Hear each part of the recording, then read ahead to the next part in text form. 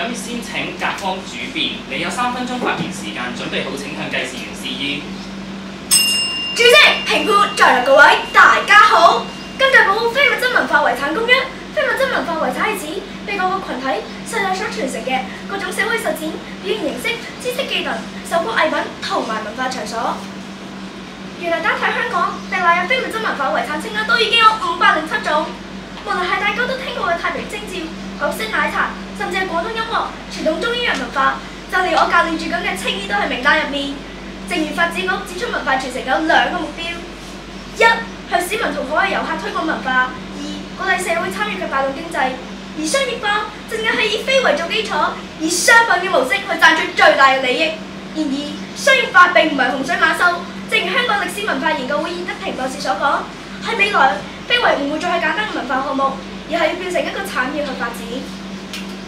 要衡量辯題，就要睇下商業化下能否做到文化傳承嘅目標，達至可持續發展。我方贊成甲方辯題，原因有二：第一，製造經濟收益，達至可持續發展。要傳承，單靠政府嘅資助，往往好難長遠咁行落去。要傳承，就固然要有收入，有新血。喺澳洲現代化下，令多個原住民嘅非遺逐漸消失，但原住民將文化重新包裝成為商品，透過消費舉辦原住民體驗計劃，提供超過160個藝術、食物、祭祀式等嘅生活體驗，總可以有資格力請翻原住民做導遊，世世代代咁傳承落去。可見商業化從來唔係十惡不赦，更係文化傳承嘅救命草。第二，緊貼市場潮流，引起大眾關注。早喺09年，聯合國教科文組織歷史聖地將粵劇列入人類非物質文化遺產代表作。政府近年大力向年輕階層中推廣粵劇，但加大23年研究指出，30歲以下嘅年青人對粵劇仍然不感興趣。相反，著領粵劇編劇李居明喺19年起推出粵劇特朗普，門票場盡銷售一空，單場內吸引4000名年輕觀眾捧場。唔單止係咁，粵劇特朗普更加吸引一批外國觀眾進場觀賞，成功衝出國際，引起全球討論。短短4小時內就登上《紐約時報》、CNN、BBC 等國際媒體，揚名國際。可見商業化下，製造商家對準大眾口味，成功令大眾踏出第一步去接觸文化，繼而了解。最後想問有方，非物質文化遺產單喺香港已經有超過500種。如果唔靠商業化，咁係咪要將責任全部交俾政府呢？多謝各位。甲方主辯所用時間為2分32秒，冇過時無需扣分。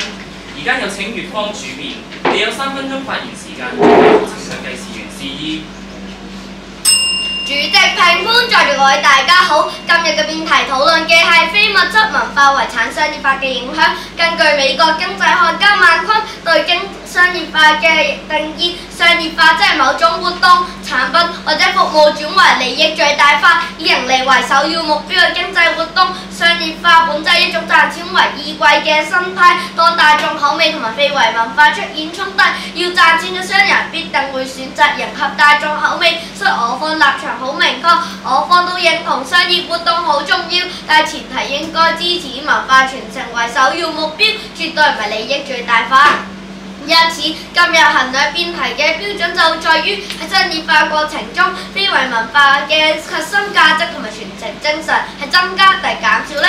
我方認為弊大於利，原因有二：第一，商業化過度犧牲非遺文化價值。當我哋今日要傳承非遺，講嘅唔係傳承表面嘅表演、舞台又或者係商品，而係保護佢背後嘅文化精神。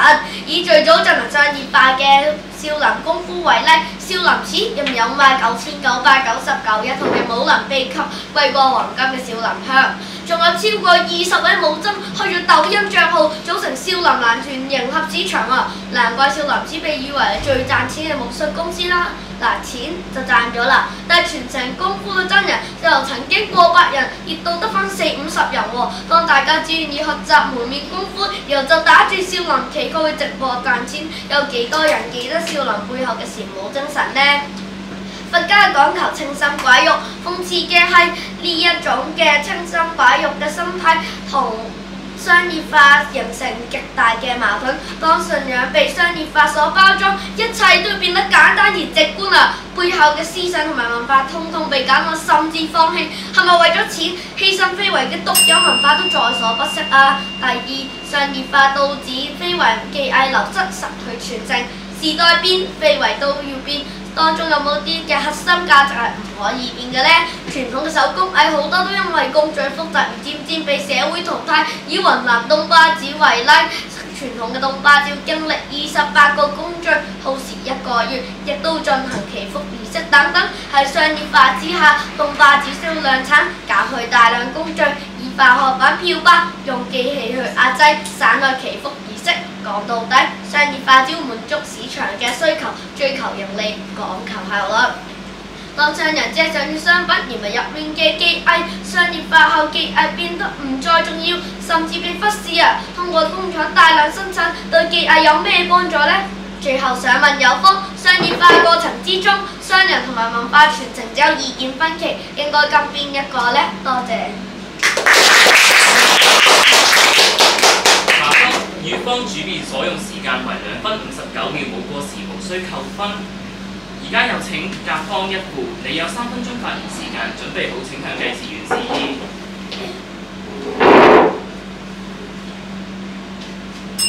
主席、評判、在座各位大家好，嚟到一副位置唔難發現。今日有方同學根本係錯誤理解咗非物質文化遺產嘅意義。有方同學話非物質文化遺產係最重要係救傳統，但正如香港科技大學人文學副教授廖迪生都指出，非物質文化遺產維持本身就係要靠社區嘅積極參與，所以文化嘅內容係好自然咁樣出現變化，根本唔係有方同學講到咁一成不變。翻唔翻有方同學啦？你哋講話要文化完成要保護背後嘅過程，但現時嘅社會係根本對非物質文化遺產不感興趣，連踏出第一步都唔肯嘅時候，點做到你哋嘅目標呢？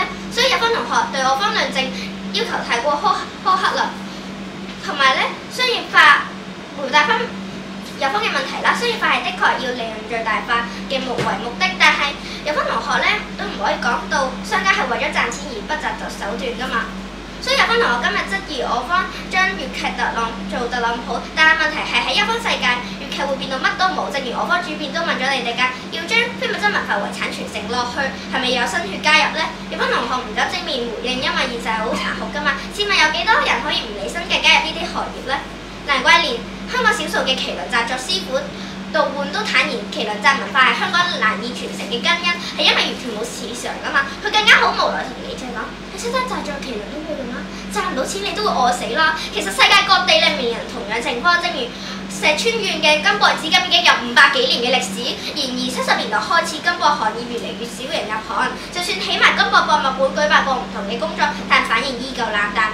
面對當務之急，呢一班工作透過時尚品牌 Tiffany & Co 合作，打入年輕人市場，仲將收益致力投放於培養接班人嘅項目。其實無論係我方主編講過嘅澳洲原住民，定係我哋嘅中國，往往都係透過商業化呢種手段去將非物質文化遺產傳承落去，因為大家都明白，要傳承就係需要可持續發展啊嘛，而呢一切都要資金嘅。見到廣東採摘醒獅每年收入超過1000萬港元。龐大嘅收益令到越嚟越多嘅村民願意學習繁瑣嘅工序，更加將採摘文化推廣到東南亞、北美等嘅華人聚集地區。而呢一切有方又見唔見到呢？最後想問下有方同學，究竟有幾多人願意不計成本去投身唔同嘅夕陽行業呢？多謝各位。甲方一副所用時間為2分23秒，冇過時無需扣分。而家有請乙方一副，你有3分鐘發言時間，準備好請向計時員示意。主席、評判、在座各位大家好。有方話而家非遺越嚟越多，政府唔能夠提供無限資金，但非遺到底會有幾多呢？政府係咪真係負擔唔到呢？香港一代傳一代，過百年歷史先造就總共507項非遺項目，即使再多1倍，都只不過係大概1000個非遺項目。事實上，今日有方將錢寫得非常之重，就好似大蝦舞火龍、粵劇文化等等嘅例子，其實都唔係好需要錢去傳承。相比起錢，政府更加有責任去保護文化，唔好變質。如果我哋假手於人，將佢交俾市場轉為商業化，反問有方，當文化需要傳承，又可唔可以用錢買翻啲失去咗嘅技藝呢？今日有分好擔心非遺文化失去傳承，希望透過商業化令更多人認識。但係如果你認識嗰啲都唔係真正你要認識嘅非遺文化，咁識嚟有啲咩用呢？就好似太平清醮，大家都認識搶包山，但係傳統有冇搶包山？傳統搶包嘅意義又係咩呢？請問係咪認識搶包山就等於認識咗太平清醮呢？係咪真係傳承咗非遺文化呢？希望有分同大家好好交代，多咗人識必然有利文化傳承。我方主辯問有方，商業化過程之中，商人同文化傳承者有意見分歧，應該跟邊一個呢？有方唔敢答，因為商業化係講緊商人利用非遺賺錢，達到利益最大化。有方成場講嘅例子，都係因為有時候賺錢同文化冇衝突先可以共存，但如果有衝突又會點啊？我哋睇下國家級非遺長洲太平清醮。太平清醮原本係長洲嘅社區活動，原意係驅除瘟疫、潔淨社區、保合家平安。但係政府為咗吸引遊客、刺激消費，將佢商業化，變成一年一度嘅嘉年華，忽略晒傳統接神巡遊、祭大咗等嘅祭祀儀式，只係大力宣傳最吸睛嘅標式同搶包山。旅發局嘅宣傳甚至將佢改名包山節。第三代長洲人李端儀都表示，而家搶包山嘅意義已經變咗。以前搶包山係祈福，啲包本來叫優包，居民會將搶到嘅包攞翻屋企掛起，意思係俾孤魂野鬼食。而家搶包山只係攀爬比賽，長洲人已經唔會再爬啦。而為咗吸引旅客購買，平安包甚至推出唔同口味，或者貼上卡通人物圖案，變成鎖匙扣、錢包、膠線等熱賣商品。當遊客手上攞住一個綠茶紅豆味嘅包，佢又會唔會聯想到原本祈福嘅文化底蘊呢？因此，李端儀要發起點點長洲，喺每年太平清醮出動派單張，同旅客解釋太平清醮嘅背景同程序。太平清醮真正重要嘅宗教儀式已經被忽略，大眾見到買到嘅只係一件件吸睛嘅商品。太平清醮係年年傳創，係有好多人去睇，但歷史同文化價值已經變得薄弱變質，仲做唔做到文化傳承呢？多謝大家。時間為2分43秒，冇課時無需扣分。而家有請甲方二副，你有3分鐘發言時間，準備好請向計時員示意。主席、評判、在座各位大家好。有方同學去到二副位置，最大嘅問題就係忽視咗現況。我哋已經見到有方同學嘅願景好偉大，但係前場不斷強調文化傳承係要有核心價值同埋背後嘅意義。我方當然希望未來可以做到啦，但係我方都要睇下現實先。正如時事評論員劉銳紹都直指，年輕人對粵劇多數嘅印象就係老土，同現今生活格格不入。佢甚至指出，唔少年輕人都係咁嘅生態。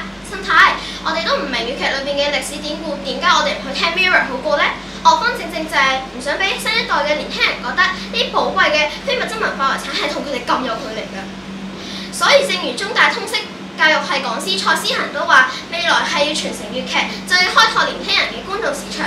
喺商業化之下，商家會迎合市場嘅口味，就好似我哋前場提過嘅粵劇大龍譜，大受新一代嘅歡迎。編劇呂居明更加話，未來嘅計劃係全世界嘅巡演，等我哋嘅粵劇可以跳出香港，登上世界嘅舞台。有方同學就話政府都可以做到同樣嘅嘢，先不論政府同我方嘅商業化係冇衝突，再講有方要論證政府做嘅係咪真係可以貼近市場，吸引到大眾呢？更何況我方比有方睇得更遠，喺商業化主導下，即使政府拆咗政府過去10年立法清拆超過90%嘅霓虹燈招牌，但係曾顯靈導演喺23年透過電影《燈火闌珊》以霓虹燈作為背景，講述咗入行54年嘅霓虹燈師傅雲聘光嘅故事，引起社會大眾對保育霓虹燈嘅反思。呢套電影更加獲推薦代表香港爭奪奧斯卡獎。再睇多呢套啊！唔知各位評判今年有冇睇黃子華呢套《破地獄》呢？套戲唔單止破咗億票房，仲正如產新聞指出，呢套戲正係俾咗個誘因同契機，令康文署都以破地獄為主題，舉辦咗一系列嘅活動，等市民深入了解傳統嘅喪葬儀式。有方問我哋賺錢同文化商人會揀邊樣先？我哋回答有方同學，兩樣都可以並存，點解一定要2揀1呢？我哋兩樣都可以做事㗎。有方同學繼續同我哋講商業化俾咗個錯嘅價值觀俾下一代，但係我哋不如睇下而家情況係點。原本政府嘅非物質文化遺產辦事處成立以嚟，每年淨係製作3數次嘅展覽同埋講座，市民係連根本嘅基本概念都建立唔到。有方同學話商業化會扭曲文化，但係其實有方係錯誤咁將非物質文化遺產理解到好死板㗎。我哋而家見到長洲啲飄色巡遊會加入政治人物、明星，甚至日本嘅傳統商學都唔俾女人參加。但係隨住市場嘅進步，文化正如聯合國公約所講，係可以被重新創造嘅。所以最後想問有豐同學，唔靠商業化呢種手段，點樣將文化傳揚到海外各地，吸引到大眾嘅關注呢？多謝各位。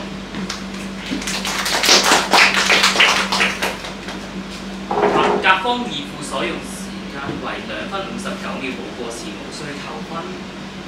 現在有請乙方二副，你有3分鐘發言時間，準備好請向計時致意。主席、評判、影台，在各位大家好。今日有方依然話多咗人識就等於幫到文化傳承啊！我方一副叫有方論證，兩者之間嘅必然關係，有方又冇論證到，我方舉出好似太平清醮咁樣搶包山賣晒啲平安包，大家都識太平清醮啦。但係太平清醮嘅非遺文化中想傳承嘅敬天憫人精神呢？超優儀式呢？優包同平安包嘅分別呢？今日有方單純咁認為識就係文化傳承，根本就係膚淺到極點啊！再者，今日有方一副好單純咁將有錢就可以將文化傳承加上等號，我方主辯都舉出咗少林寺做例子，少林寺商業化咗之後好有錢，但係冇實核心價值，已經消失得無影無蹤啦。唔講咁遠嘅少林，講翻香港舞獅，1950至60年代港府要禁舞獅啊！商業化舞獅只為賺錢，向商店索取金錢，人事衝突，令到舞獅形象跌到谷底。後嚟就回歸初心，以融入教育嘅形式，令學生真正明白傳統舞獅嘅文化。到1980年，港府要，所以唔係有錢就可以有利文化傳承，希望有方留意啦。事實上啦，當今日非遺落到商家手上，根本就難以做到商業同傳承嘅兩者平衡，往往都會向商業傾斜嘅。當今日係利益最大化，作為精明嘅商人，歷史價值只係一種符號去吸引消費者，當中與利潤無關嘅，都係圖貼成本，統統都要拋棄。以墨西哥亡靈節為例，當地人會化骷髏骨頭妝，以悼念親人同埋慶祝死亡後嘅輪迴，而妝容嘅唔同顏色其實係有唔同嘅意思。就例如黑色係哀悼，紅色係慶祝。本來妝容只應該出現喺糖果同埋人嘅面上，但係商業化咗之後，美泰兒公司將骷髏骨頭妝化喺芭比娃娃身上啦，顏色只追求美觀，更加冇任何悼念嘅對象，聲稱係為咗慶祝亡靈節，商家只係將骷髏骨頭變成咗消費符號，無論係內在含義以及外觀，都係為商業服務嗰陣時，仲點樣傳承呢？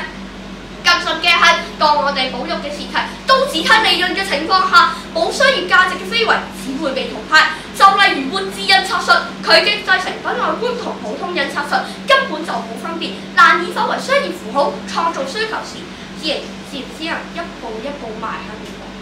所以利字當頭之下，某啲文化會比其他文化更加公平，冇價值嘅文化就只會死亡。最後想問有方同學係咪為咗想保留外殼，不惜犧牲一切內在意義都要傳承呢？多謝各位。所用時間為2分44秒，冇過時無需扣分。接住落嚟係自由辯論時間，而家宣讀賽規，雙方各有2分半鐘嘅發言時間，雙方辯員可以選擇將一次過將發言時間用盡，然後亦可自行分配時間，分開數次發言。先由甲方發言，再由乙方發言，如此類推。發言同學必須要企起身站立，時間計算以坐下為作準。上方派出同學喺發言期間不得與台上同學溝通。喺發言時間完結前1分鐘，計時員將按鐘一次，以示發言時間尚餘1分鐘。當法定時間終止時，計時員會連續按鐘2次，以示發言時間結束。當某方嘅發言時間用盡嘅時候，主席將會宣判另一方餘下時間，並該方可派出1位或多位辯員輪流發言，直至時間用完為止。請問雙方對賽規有冇疑問？如果冇，自由辯論即將開始。先由甲方派出1位辯員進行自由辯論。想問有方同學要文化傳承啊？想問有方同學要文化傳承，需唔需要有新人加入呢？梗係需要啦，方同學。再想問有方同學啦，存唔存在唔係商業化，不過依然會收錢嘅營運模式呢？有班同學唔好轉移視線。咁我問下，既然你都承認係要新血加入啦，但係現況係麒麟師傅都同你講，香港就係因為冇市場，所以冇人入學。有班同學係咪覺得咁樣叫做咁樣仲叫唔叫傳承呢？有班同學，你哋今日立齊識就代表已經傳承到，其實呢個係完全唔啱嘅。有班同學啱啱就冇答到我哋啦，可見有班同學都知其實咧佢哋係會唔存在呢個嘅。再想派有班同學啦，如果佢哋存唔存在商業化，但係仍然會收錢，你就話唔成。想問有科同學，非物質文化遺產係咪一成不變？有同學梗係唔係啦，非物質文化遺產可以變嘅。再想請有同學正面回答我方問題，存唔存在唔係商業化，不過依然會收錢嘅營運模式咧。等陣先，有班同學先唔好轉移視線。你頭先話非物質文化遺產係一成不變嘅。咁商業化佢變咗有咩關係咧？你話咗唔係一成不變嘅。但係有班同學佢變嘅就係更加迎合大眾嘅市場啊嘛。再想問有班同學，當你商業利益同非遺文化出現衝突，有方你會選擇邊一樣呢？兩樣嘢都唔會起衝突㗎。咁我想反問翻有方同學啦。我哋見到而家中美關係咁緊張，政府啲官方場合可以做到粵劇特朗普啲咁新穎嘅題材，做唔做到呢？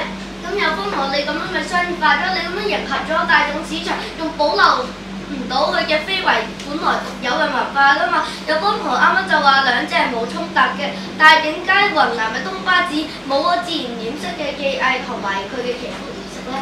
咁再問有方同學啦，我哋見到教大23年講呢，30歲以下呢年輕人呢最着重係粵劇嘅表演內容。咁你覺得現時嘅粵劇做唔到呢個效果呢？好啦，今日有方同學一直迴避我方問題啦，即係其實有方都知道，原來商業化一定會將盈利放喺首位，冇衝突嘅時候就相安無事，有衝突嘅時候，無論技藝定文化價值都會被放棄。呢個就係今日有方同學真正嘅立場同取態。咁所以有方同學啦，請問知唔知少林寺商業化咗之後賺得多唔多錢呢？有方同學又想自圓視線啦，你先答咗我哋嘅問題先咯。有同學唔係我轉移視線好啦，請有同學正面請有同學問多次條問題。再問有方同學承唔承認文化傳承係需要將非物質文化遺產帶去咁大嘅舞台，令世界各地都會接觸到。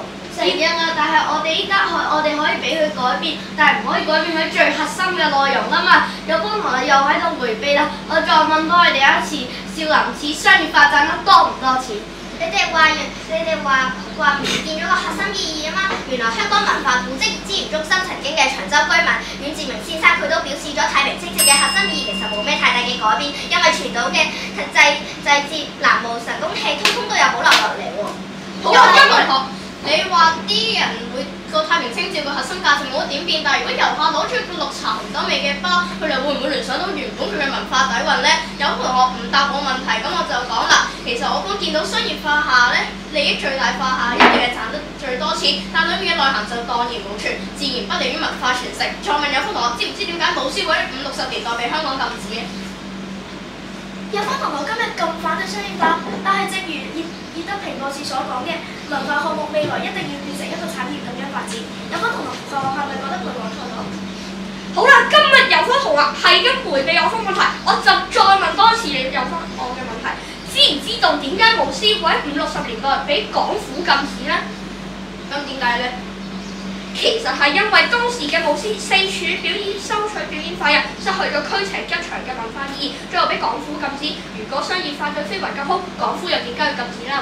咁我都講咗啦，我見到廣東採集成仙每年收入超過1000萬港元喎，龐大嘅收益令到越嚟越多人願意學習繁瑣嘅工序，更加將採集文化推廣到東南亞、北美附近嘅華人聚集地區喎。有方同學，有方自由辯論時間要唔要？甲方再餘24秒。所以有方同學今日都承認文化傳承係需要資金嘅，需要發展只係建立市場，達到可持續嘅發展，呢點我方確立咗嘅。所以我哋見到商業化正正可以咧提供新穎嘅題材，對準市場嘅口味，令到更多人願意了解我哋嘅寶貴嘅非遺，有方反對唔到嘅，多謝各位。同埋我哋同埋政府貼啲告示話唔可以咁樣。現在進入結辯環節，先有1分鐘給予雙方作總結準備。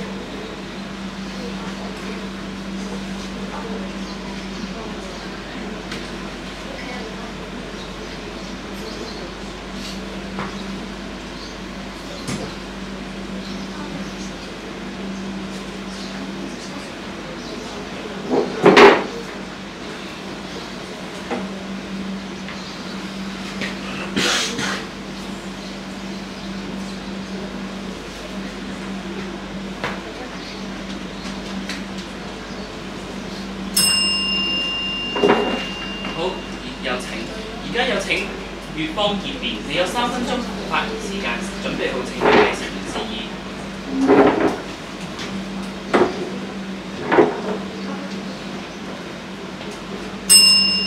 大眾市場變化日新月異，5年前可以風靡市場，5年後可以無人問津。如果將非遺當成一間公司，究竟有方點肯定佢哋最終唔會破產離場呢？主席、評判、在座各位大家好。總結前場今日雙方有2大分歧。第一係商業化，有方今日將錢睇得好重，成日去強調冇咗錢會點樣，但其實我方今日都講過，我方都贊成非遺包含商業元素，好似奶茶、涼茶咁。我方有咩可能會唔俾佢哋去賣呢？但今日雙方最大嘅分歧就在於有方將盈利放喺第一位，進行量產、簡化步驟等等嘅更改時候，對文化傳承係好定唔好呢？的確，商業化將非遺嘅商品量產，一定係多人識咗，好似涼茶夏枯草咁，而家喺便利店都可以買到，而且仲好甜。不過，五虎嘅涼茶仲係咪涼茶呢？古晉今來嘅韻味仲存唔存在喺涼茶當中呢？有方唔敢承認嘅就係商業化之下，盈利一定係首要目標，文化價值只係次要目標。當兩者有衝突，犧牲嘅就只會係文化。第二係文化傳承，我方都同意非遺面對資金短缺，需要傳承嘅危機，但商業化從來都唔係唯一嘅解決方法。我方前場已經舉咗好多例子，喺文化上商業化之後嘅少林寺，連上炷香都要俾最低300蚊，最高6000蚊嘅上香費。將心誠則靈嘅信仰扭曲成為錢多則靈嘅觀念，喺手藝傳承上，明明要傳承嘅係手藝，偏偏商業化之下，第一個拋棄嘅就係唔受市場歡迎嘅手藝。咁有方同學，你傳承緊啲乜嘢啊？可見喺市場主導之下出現嘅種種問題，點解我哋唔將主導權交翻俾政府把控？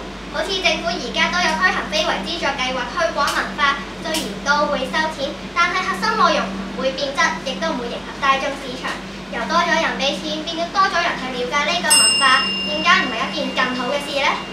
在座各位，今日商業化唔單止為商品定價，背後其實亦都為每一個文化遺產定價。有方今日舉出粵劇嘅例子，係因為呢一啲非遺咁啱有商業價值，先會為人熟悉。而一啲不合時宜、冇商業價值嘅非遺，又何去何從呢？非遺從來都唔只係一種活動，又或者係一個知識，佢更加係我哋對呢個地方嘅歸屬感同認同感。所以非遺真正嘅敵人就係好似有方咁用商業嘅眼光去衡量同貶低每一個文化。因此商業化絕對不利文化傳承。多謝各位。乙方結辯所用時間為2分37秒，冇過時無需扣分。而家有請甲方結辯，你有3分鐘發言時間，準備好請向計時員示意。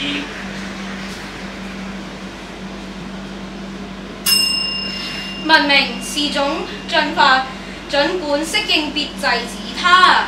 主席、評判，在各位大家好。其實總觀全場，有方同學有2個好唔合理嘅前設。第一，有方同學今日對我方嘅內政要求極為苛刻。